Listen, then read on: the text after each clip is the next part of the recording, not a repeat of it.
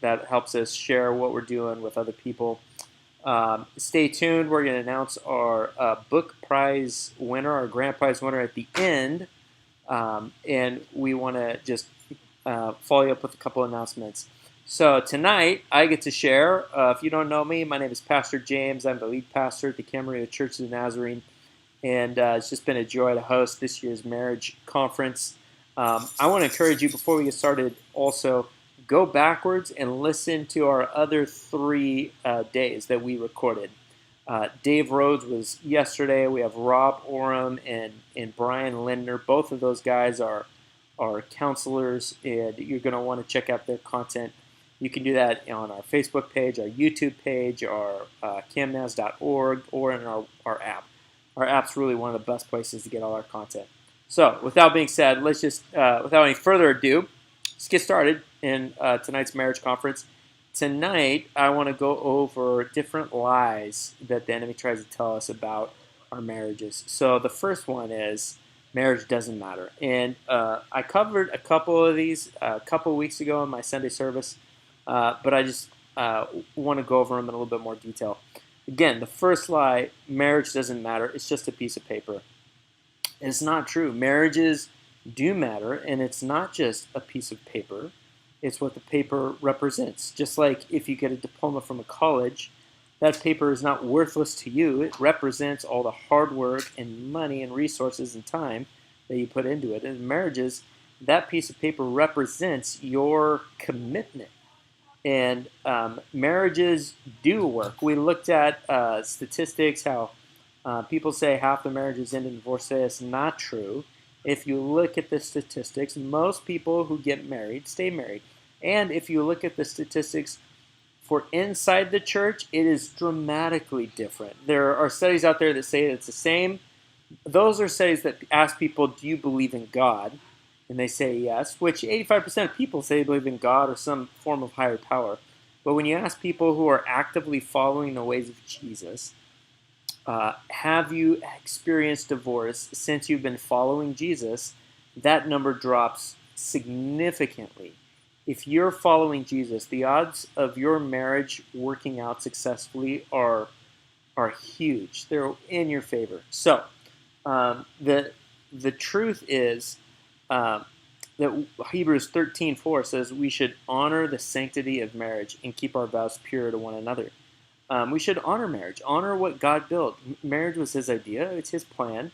He designed it, and He helps us walk through it. And when we honor it, and we honor the relationship, and we honor our commitment, and we honor what God is doing, He comes alongside us, and He helps us, and He equips us to be a better marriage partner. Okay. Next lie. If I don't get married, then I can't ruin our relationship. I've heard this one quite a bit. So people choose to, stay engaged, or they don't even get engaged. There's just boyfriend, girlfriend. They live together. I would say,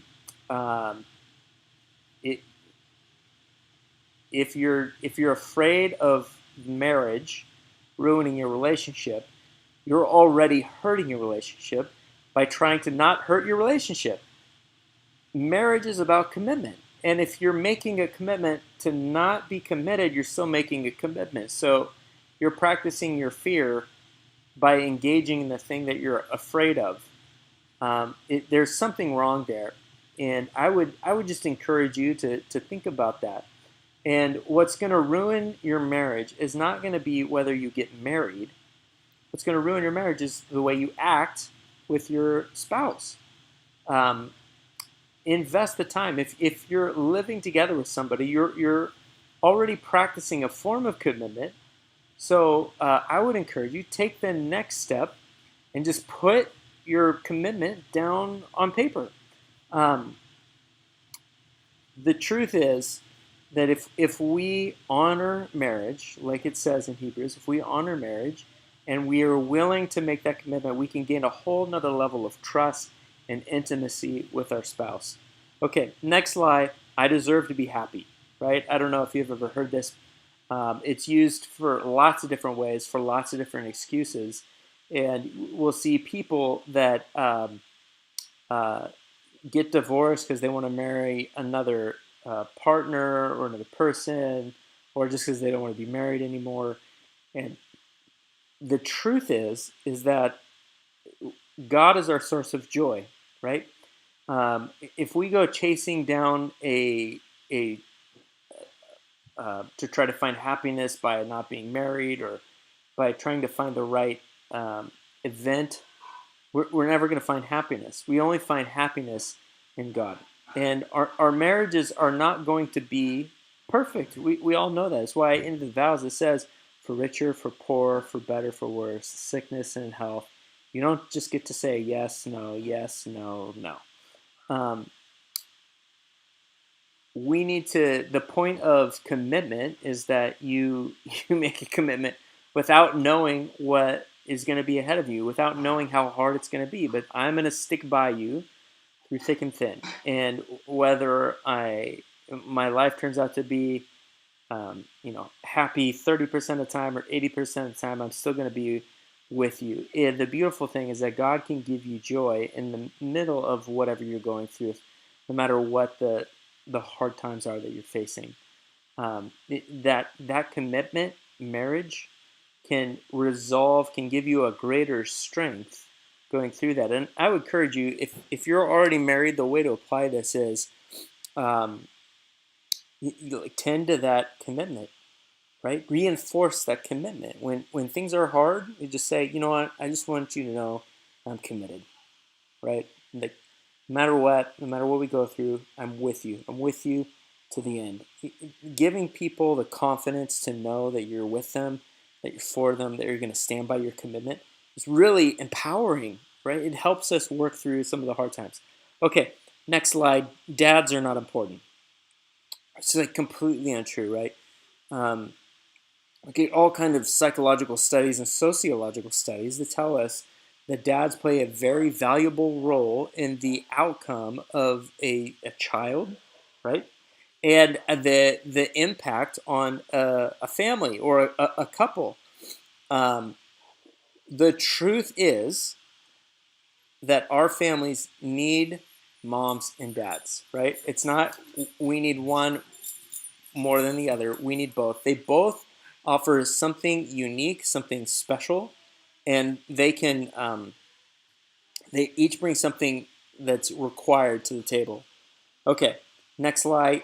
You complete me, right? If you've seen this, Jerry Maguire, you complete me. If a lot of times we'll see people that walking into marriage think, well, once I get married, it's all going to be better. It's all going to be fixed. It'll work out. And like these people are people that bring all their problems and baggage into the marriage, expecting that to all change once they get married. And that's not the way that it works. If you have problems and you get married, now you're just going to be married with problems.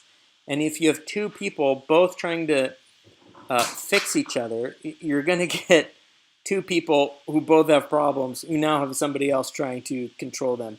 Um, you need to be committed to working out yourself and your stuff and your things and your problems. And when you get married, that doesn't change. You've still got to work on you. And now you have somebody that you're there to help, not to control, but to come alongside of and help them as they work on them. And they're there to support you as you work on you. And that's the truth. Marriage does not magically fix anything. Okay, next slide. Cheating is a common problem. Lots of marriages have progressive view of fidelity. It's not true. Most marriages are still very traditional in the sense that we're faithful to one another. We stay committed to one another. And that's not an old-fashioned view. That is a regular view of commitment and um, of staying true to one another, of honoring each other. And we should take that seriously. Okay. Um, Last one, you should try before you buy. Our culture has preached a very different method of this, right?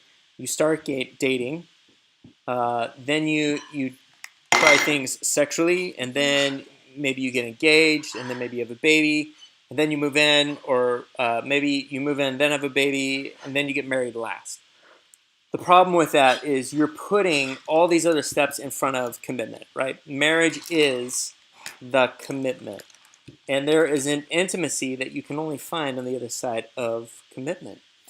Physically, emotionally, spiritually, sexually, all of it. So when we put those things in the right order, it allows us to, it prepares us to experience the intimacy and the love that God designed us to experience in each phase of the relationship. And putting those things in the right order also prioritizes the other person, right? I love you enough to wait to move in, or wait to be physically intimate with you, or to wait to have a baby with you. We need to walk through these processes together. And dating and engagement are really about getting to know each other. They're about learning about each other, and then the other things about moving in and intimacy. Those are like byproducts and privileges. And today we often want all the privileges with the least amount of responsibilities. But what we don't understand is the responsibilities maximize the privilege. So no matter where you're at, I would encourage you to to go through the process the right way. And also, if you find yourself out of order in the steps, just decide, you know what, starting today, we're going to start doing the right process the right way, and start from where you are and ask God for your help. And you'll discover that God will give you a special grace, and He will help you as you attempt to do things and follow His plan. And as you honor each other, as you honor the sacrifice that you're making for one another, it will empower you to have the best success that you can have in this phase and in the phases to come in your relationship. And I would say, again, this is not about just getting married, right? That's not like the last step, or having a child. Like, there's raising kids together, raising teens together, being empty nesters together, and journeying and honoring one another, and making those commitments to one another in the right way at the right time really prepares you for the best success that you can have. It's why some couples renew their vows, because they find themselves in a season or a step or a process, and they feel like maybe we got things out of order, or we've lost sight of our commitment, and we want to renew our commitment, because renewing our commitment affirms that we want to honor each other in the step that we're in, and set ourselves up for the best success that we can have in the next seasons and chapters of our life. There you go.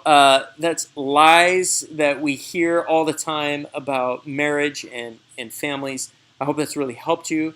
I want to thank you guys for watching. We're going to put the winner for the book series in the comments, so be reading those. Again, you can find all of our content on all of our places, camnas.org, Facebook, YouTube, and our app. I want to say a big thank you to our speakers, to David, to Rob, and to Brian. And also a huge thank you to the Camnaz family for giving and making this a reality for us to be able to offer this to all of you for free. We know there's already been loads of people that have been helped by this. So thank you, church family, for making that investment and for being faithful. Thanks for watching.